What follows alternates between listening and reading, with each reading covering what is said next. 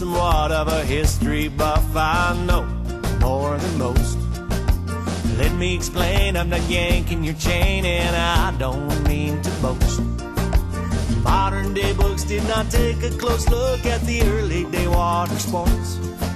So if you don't mind, let's take a dive into my history course.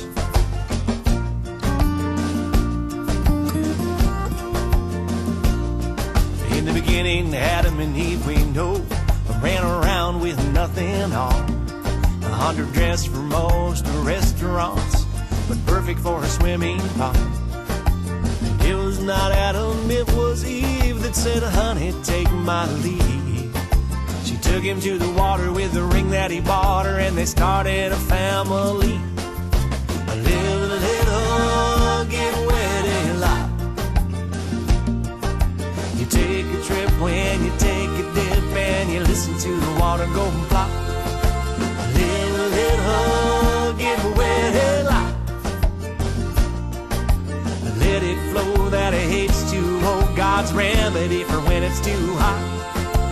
Live a little, get wet a lot.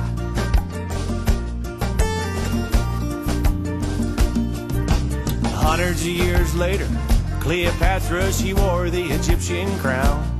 And from what we've seen on the TV screens, that girl, she really got around.